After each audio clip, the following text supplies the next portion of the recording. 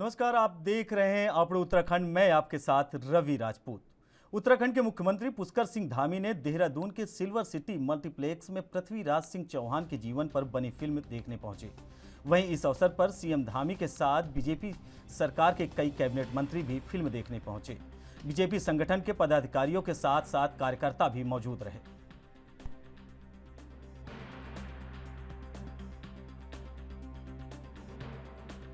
देखिए, पृथ्वीराज चौहान एक वीर शिरोमणि थे और उनकी बहादुरी, उनकी वीरता और उनका शौर्य हमारे आने वाली सभी पीढ़ियों को उनके स्मरण में रहना चाहिए, उनको ये पता लगना चाहिए।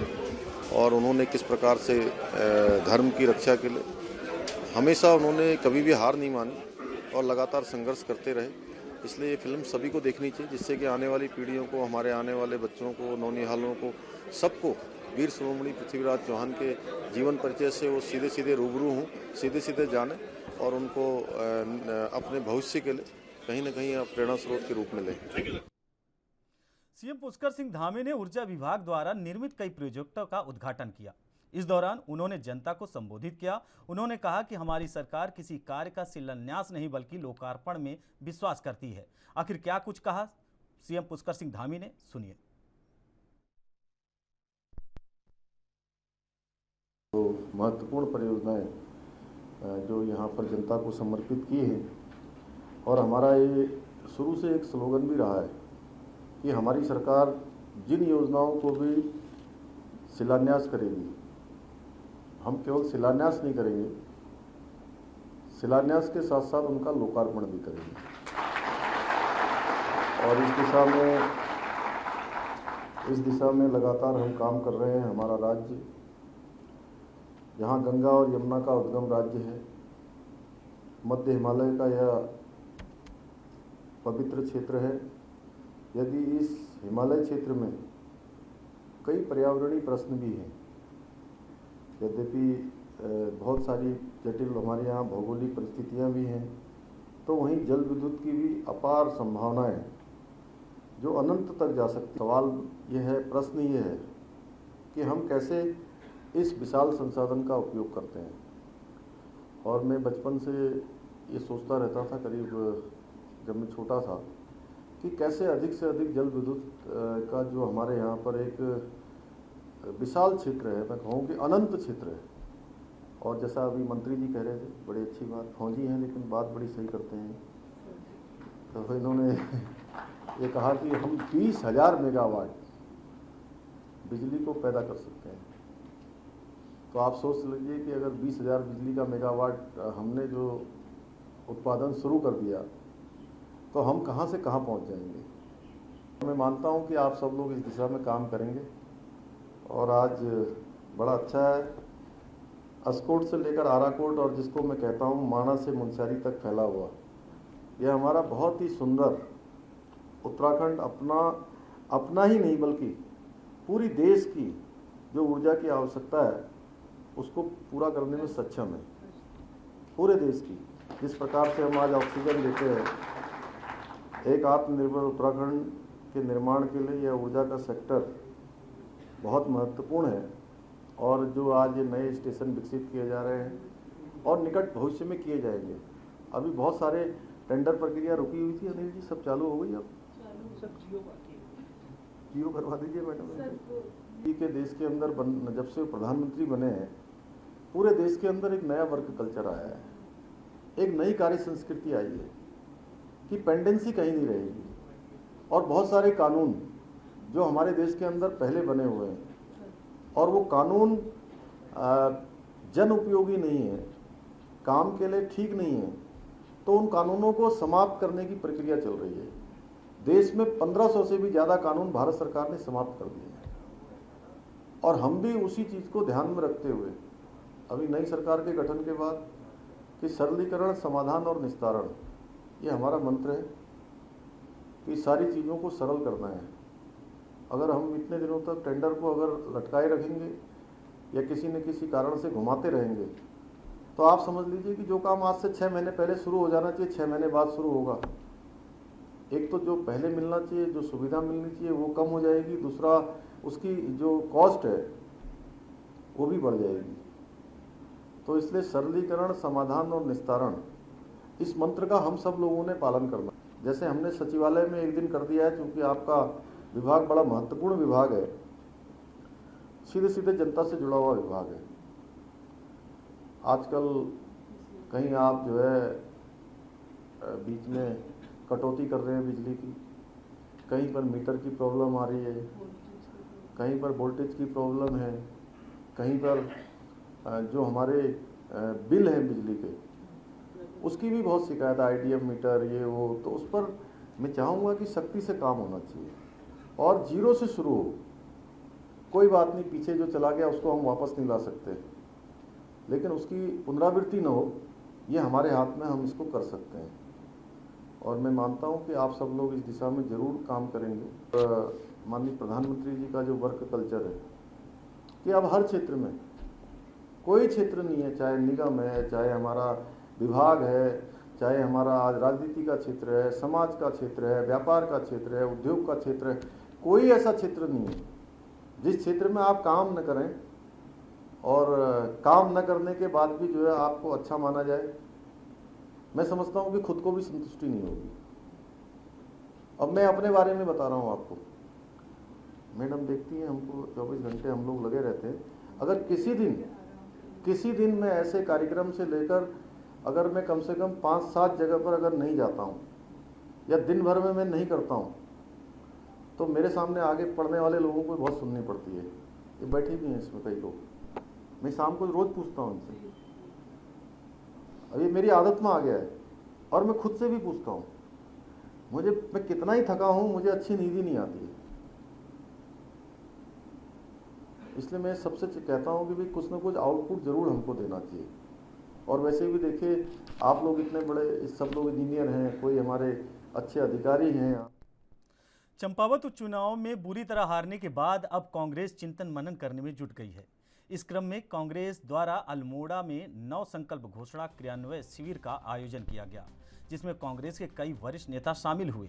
इस दौरान कांग्रेस संगठन के मजबूती के साथ संबंध में विस्तार से चर्चा की गई। साथ ही कांग्रेस संगठन को बूथ स्तर से कैसे मजबूत किया जाए, इस पर भी चर्चा की गई।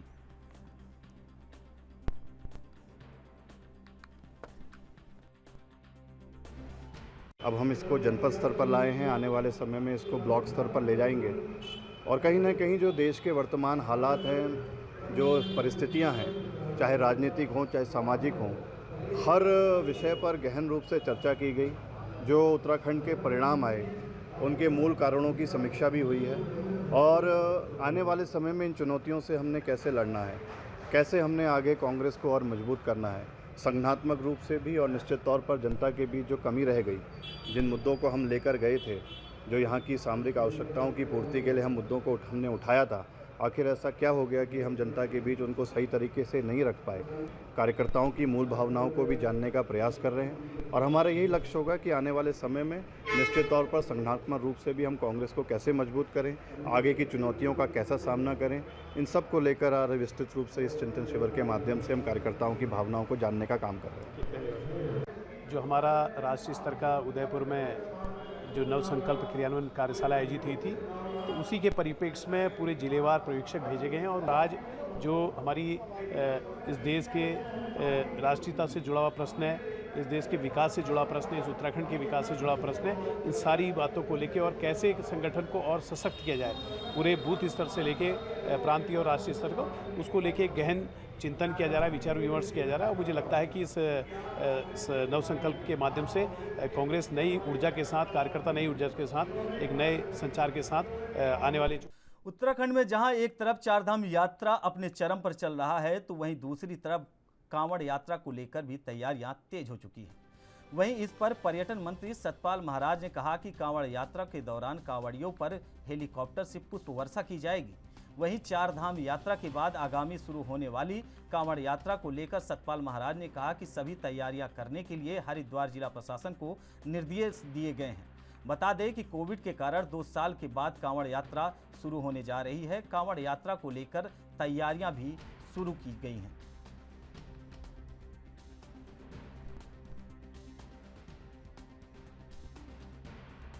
और ये इसका एडमिनिस्ट्रेशन, डिस्ट्रिक्ट एडमिनिस्ट्रेशन इसकी तैयारी करता है, उनको हमने आदेश दे दिए हैं, वार्ता हमने कर ली है और जो भी वो सहयोग चाहेंगे पर्यटन विभाग सहयोग देगा। क्या आकलन है सर, कितने आएंगे कांवड़िए? अब कुछ आकलन किया गया है? काफ़ी आएंगे यात्री, क्योंकि इस समय भी आपने देखा होगा कि जो अभी कार्यक्रम हुआ था स्नान का, तो उसमें 26 लाख आदमी थे, तो निश्चित रूप में बड़ी संख्या में यात्री आ रहे हैं। और मैं ये बताना चाहता हूँ कि यमुनोत्री में 2,48,025, गंगोत्री में 3,32,648, केदारनाथ में 6,04,446, बद्रीनाथ में 6,28,146, हेमकुंड साहब में 91,660। ये ग्रैंड टोटल जो है, जिसमें कुल हमारे दर्शनार्थी और पर्यटक आए हुए हैं, उनका 18,64,995 की संख्या है। ये अपने आप में बहुत बड़ी संख्या है और हमारी चार धाम यात्रा ने रिकॉर्ड कायम किया है। निश्चित रूप में हम लोग Guinness book of the world record में जाएंगे और लिम्का वर्ल्ड रिकॉर्ड में भी। 14 जून से शुरू हो रहे विधानसभा बजट सत्र के दौरान कांग्रेस सड़क को लेकर सदन तक सरकार को घेरने की रणनीति बना रही है। कल 13 जून को शाम 5 बजे कांग्रेस विधानमंडल दल की बैठक बुलाई गई है। इस बैठक के दौरान सरकार को घेरने की रणनीति के अनुरूप तैयारी की जाएगी। नेता प्रतिपक्ष यशपाल आर्य ने इसकी जानकारी देते हुए कहा कि प्रदेश सरकार हर मोर्चे पर विफल रही है। उन्होंने कहा, प्रदेश सरकार को घेरने के लिए कांग्रेस हर मुद्दे उठाएगी। प्रदेश में बेरोजगारी, महंगाई, कानून व्यवस्था, पलायन और चार धाम यात्रा जैसे तमाम ज्वलंत मुद्दे हैं, जिनको समय समय पर कांग्रेस उठाती रही है। अब विधानसभा के बजट सत्र के दौरान कांग्रेस इन सभी मुद्दों को लेकर सदन के अंदर सरकार को घेरने की काम करेगी। इसके साथ ही कांग्रेस कार्यकर्ता सदन के बाहर सड़क पर प्रदेश सरकार को गिराने और उसको घेरने का काम करेंगे।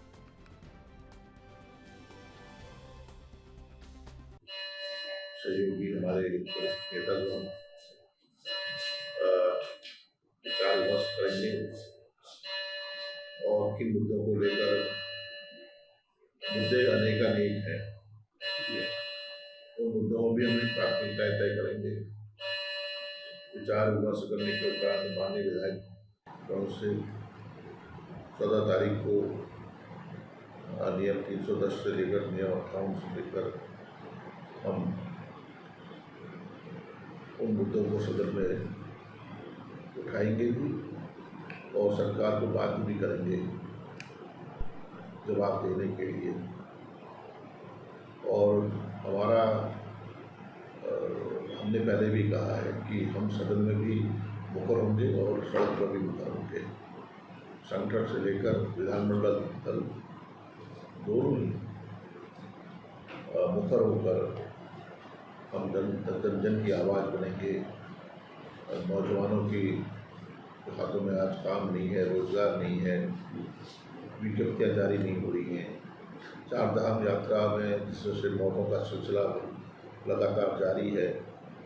एक संदेश जा रहा है पूरे देश और दुनिया में कि चार धाम यात्रा करना सुरक्षित नहीं रह गया है और तीर्थयात्री आने में डर भी रहे हैं, भय का वातावरण बन चुका है। सारी व्यवस्थाएं चरमरा गई। उत्तराखंड के खटीमा में अवैध रूप से चल रहे मिट्टी खनन पर एसडीएम राविंद्र बिष्ट ने छापा मारकर कार्रवाई की।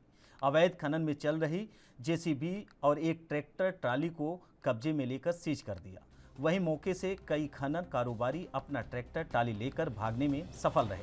आपको बता दें, खटीमा तहसील क्षेत्र के कई हिस्सों में दिन रात लगातार अवैध खनन का कारोबार चल रहा है, जबकि खटीमा प्रशासन द्वारा अवैध खनन पर नकेल कसने के लिए लगातार कार्रवाई की मांग की जाती है, लेकिन फिर भी खनन माफिया बेखौफ और निडर होकर खनन को अंजाम दे रहे हैं।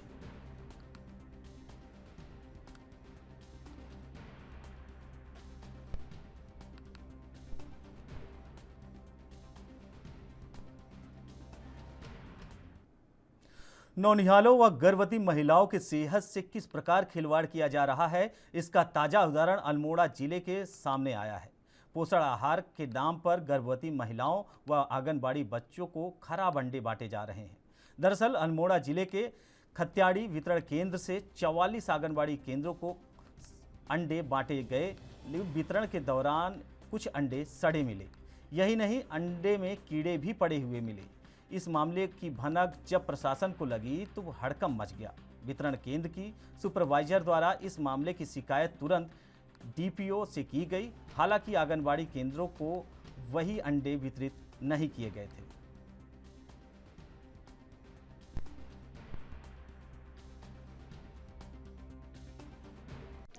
सर, ये अल्मोड़ा फर्स्ट है, हवलबाग परियोजना का सेक्टर है ये, और अंडे तो पूरे परियोजना में आए हैं। ज़रूर थे, हमने उसके बदले सही अंडे दिए, क्योंकि अंडे लाभार्थियों के हिसाब से ज़्यादा आए हैं, तो इसलिए हमने लाभार्थियों को कोई भी फूटे अंडे नहीं बांटे हैं।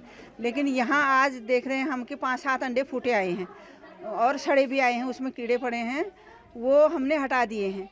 और अभी हमने आंगनवाड़ियों को लाभार्थियों के लिए सही अंडे दिए हैं, किसी को भी फूटे और कीड़े पड़े वाले नहीं दिए हैं। इस तरह के अंडे जो खराब आए हैं, क्या आप इसकी शिकायत अपने डीपीओ को बताएंगे? सर, मैंने बता दिया है अपने सर को। जी, क्या आश्वासन दिया गया है? सर, उन्होंने भी यही कहा कि हम एजेंसी को कहेंगे, आप अभी जो ख़राब अंडे हैं, कीड़े वाले हैं, उनको हटा दो, और जो ख़राब भी हैं, जिसमें आपको डाउट लग रहा है, उनको हटा के सही अंडे ही दीजिए आप। अमृत सरोवर परियोजना और जल शक्ति अभियान के नोडल अधिकारी उपेंद्र चंद जोशी ने नैनीताल क्लब में अमृत सरोवर परियोजना से जुड़े विभागों की समीक्षा की। इस दौरान संयुक्त सचिव ने कहा कि भारत सरकार ने इस साल प्रत्येक जनपद को 75-75 अमृत सरोवर बनाने के लक्ष्य दिए हैं, जिसके तहत मेरे द्वारा कई जनपदों का स्थलीय निरीक्षण किया गया। वहीं उन्होंने कहा कि जिन विभागों द्वारा अभी तक कार्य योजना तैयार नहीं की गई है, वे तत्काल कार्य योजना सुनिश्चित कर लें। साथ ही ब्लॉक और न्याय पंचायत स्तर पर लोगों को वर्षा के जल को संरक्षित करने के लिए प्रचार प्रसार करने के लिए भी लोग जागरूक किए हैं। देखिए, ये तो बहुत ही मूलभूत प्रश्न है कि पानी की उपलब्धता सबके पास रहे। बट हम सब ये भी जानते हैं कि भारत में पॉपुलेशन भी काफ़ी बढ़ गई है, रिक्वायरमेंट बढ़ रही है, एक्टिविटीज़ बढ़ रही हैं, तो पानी की रिक्वायरमेंट तो बढ़ती जाएगी। इसीलिए ज़रूरत है कि हम सब मिलकर इसमें कार्य करें। ये जो इस बार की स्कीम आई है, ये उसका ही एक इंटीग्रल पार्ट है। इसके अलावा बाकी स्कीम्स भी भारत सरकार और स्टेट गवर्नमेंट अपनी चला रही है। वाटर शेड डेवलपमेंट का जो कार्यक्रम है, जिस पर की फोकस है, अलग से फंड्स अवेलेबल हैं, वो इसी सब वाटर की उपलब्धता बढ़ाने के लिए है। स्प्रिंग शेड डेवलपमेंट है, पहाड़ों के लिए बड़ा ज़रूरी है। वो सब उसका सबका मूलभूत पर्पज़ यही है कि हम जो पानी की उपलब्धता है उसे बढ़ाएं। नदियों का पुनर्जनन का जो कार्य है, रिजुविनेशन का कार्य है, इन सब मिलके ही पानी की उपलब्धता बढ़ेगी। तो ये सारे कार्य एक साथ साइमल्टेनियसली आगे चल रहे हैं। और मुझे ये लगता है कि जिस तरीके से हम लोग बढ़ रहे हैं, हर एक डिस्ट्रिक्ट में इन कार्यों को देख रहे हैं, एक 2-3 साल में ये स्थिति थोड़ा सा। त्रिस्तरीय पंचायतों के खाली पड़े पदों पर उपचुनाव के लिए राज्य निर्वाचन आयोग ने अधिसूचना जारी कर दी है। अल्मोड़ा जिले में प्रधान विहीन चल रहे 42 ग्राम सभाओं को जल्द ही अपने प्रधान मिल जाएंगे। जिले में 1037 वार्ड मेंबर, 42 ग्राम प्रधान और 1 क्षेत्र पंचायत सदस्य के रिक्त पद के लिए उपचुनाव होना है। वहीं आगामी 27 जून को उपचुनाव होंगे। सीडीओ नवनीत पांडे ने बताया कि उपचुनाव के लिए 13 जून को व 14 जून को नामांकन होगा, 15 जून को नामांकन पत्रों की जांच होगी और 27 जून को सुबह 8 से शाम 5 बजे तक मतदान होगा। वहीं 29 जून को सुबह 8 बजे से मतगणना होगी।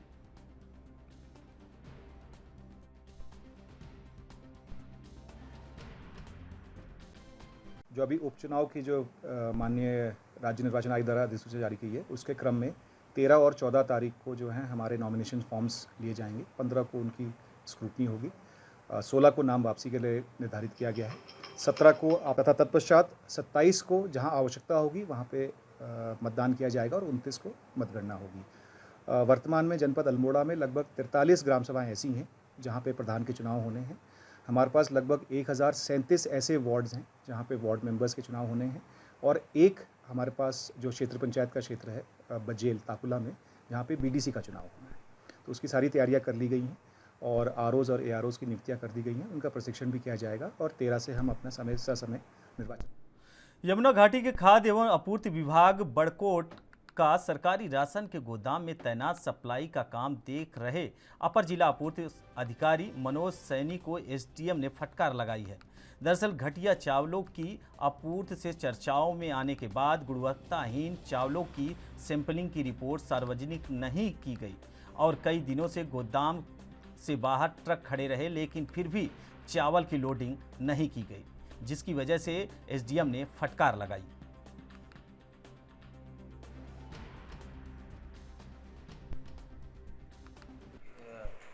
10 दिन तक जो है 10 से 15 दिन गाड़ियाँ खड़ी की जा रही है, गोदाम जबकि खाली पड़ा हुआ। तो क्या आप मानते नहीं है इसको कि नेगलिजेंस है?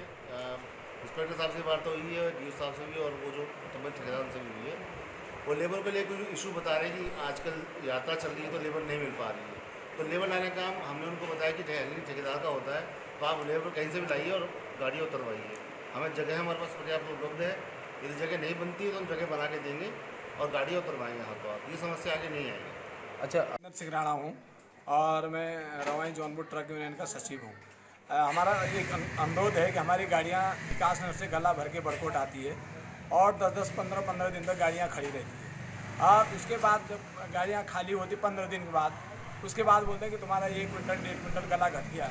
वो भी हमारे ऊपर अनावश्यक लग रहा है। 15-15 दिन तक तो नुकसान गाड़ियों में खड़े का हो गया, फिर ये 1-1.5 क्विंटल गला घट रहा, वो भी हमारे ऊपर हमको झेलना पड़ता है। तो ट्रक यूनियन वाला कितना कमा रहा है? तो मेरा अनुरोध है कि शासन प्रशासन इस पर ध्यान दे और ऐसी गलती। बीजेपी प्रवक्ता नुपुर शर्मा के विवादित बयान के बाद मुस्लिम समुदायों में भारी रोष प्राप्त है, जिसके चलते देश भर में जगह जगह विरोध प्रदर्शन किया जा रहा है। वहीं उधम सिंह नगर के जसपुर में भी पुलिस प्रशासन द्वारा शहर की शांति व्यवस्था को बनाए रखने के लिए मुस्लिम समुदाय के लोगों के साथ बैठक भी की और साथ ही कोई भी जुलूस ना निकालने की अपील की। लेकिन उसके बावजूद भी मुस्लिम समुदाय के कुछ लोगों द्वारा शहर की शांति व्यवस्था को भंग करने के लिए जुलूस निकाली गई, जिसके बाद पुलिस प्रशासन भी एक्शन में आए और लोगों को समझाया, लेकिन उसके बाद भीड़ जमा हो गई। सुरक्षा व्यवस्था के कड़े इंतजाम किए गए। वहीं कोतवाली जसपुर धीरेन्द्र कुमार ने बताया कि सूचना मिली थी कि कुछ लड़के जुलूस निकालते हुए लोगों को हिरासत में लिया गया है।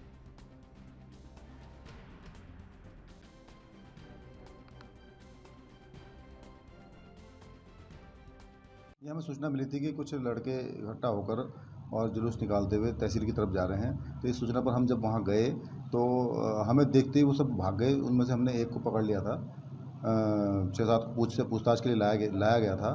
तो यहाँ लाने के बाद उनके खिलाफ मुकदमा पंजीकृत करके कार्रवाई की जा रही है। उनमें से अभी एक का नाम प्रकाश में आया, मेहर आलम का। बाकी और हम वीडियो दिखवा रहे हैं और जो जितने भी वहाँ CCTV कैमरे वो सब दिखवा रहे हैं, या जो आसपास के लोग हैं, दुकानदार हैं, उनसे सब पूछताछ कर रहे हैं। जैसे जैसे नाम प्रकाश में आएंगे हम उनके खिलाफ कार्रवाई करेंगे। नहीं, वो हमें देखते ही भाग गए थे, लाठी की जरूरत ही नहीं पड़ी है। और उसके बाद शांति व्यवस्था बनाए रखने हेतु सीओ साहब के नेतृत्व में हमने पूरे शहर में फ्लैग मार्च भी किया। उत्तराखंड के बद्रीनाथ में श्रीनगर के उफलड़ा के समीप एक तेज फॉर्च्यूनर कार ने एक महिला की टक्कर मार दी। वहीं आपको बता दें कि महिला की किस्मत ने महिला के साथ दिया और महिला बच गई। वहीं इस घटना के बाद वाहन चालक को लोगों ने जमकर पीटा। घटना का पूरा वीडियो CCTV कैमरे में कैद हो गया है। वहीं पुलिस का कहना है कि उन्हें इस घटना की जानकारी नहीं मिली है, न ही किसी ने कोतवाली में इस संबंध में शिकायत दर्ज कराई है।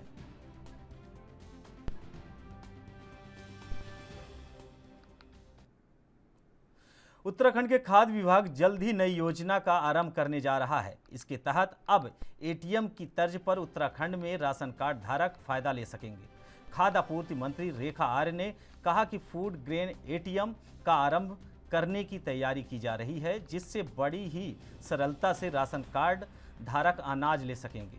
उन्होंने बताया कि इस प्रकार की शुरुआत उड़ीसा और हरियाणा जैसे प्रदेशों में हो चुकी है। अब उत्तराखंड राज्य में भी फूड ग्रेन ATM का आरंभ किया जा रहा है। जिस प्रकार आवश्यकता के समय बैंकों के साथ ATM से पैसा निकाला जाता है, उसी हिसाब से आप अन्य भी ले सकते हैं।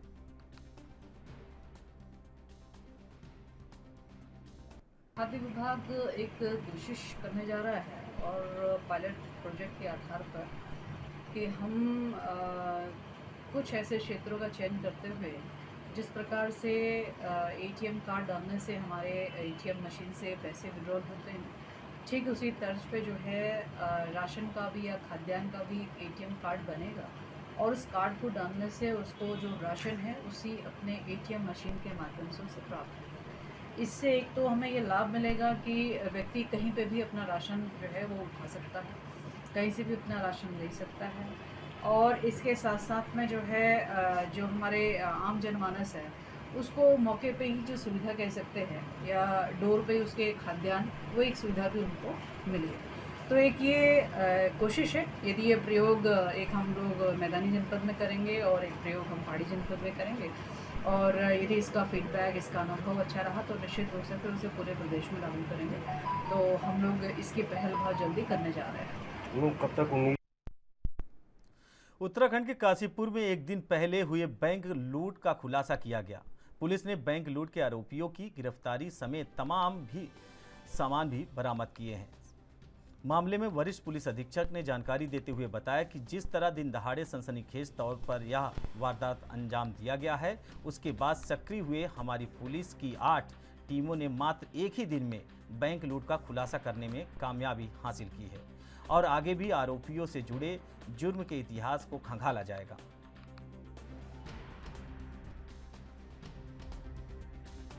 यहाँ पर काशीपुर में मुरादाबाद रोड में मंडी चौक के निकट पीएनबी बैंक है। पीएनबी बैंक में 3 असलाबंद बदमाशों द्वारा बैंकों के अंदर घुसकर असलाओं से लैस होकर गन पॉइंट पर जो है कैश काउंटर में जितने ही पैसा था वो सारे चीज़ें लूट के ले गई। लूट का वारदात था, बहुत ही सीरियसली इसको लिया गया।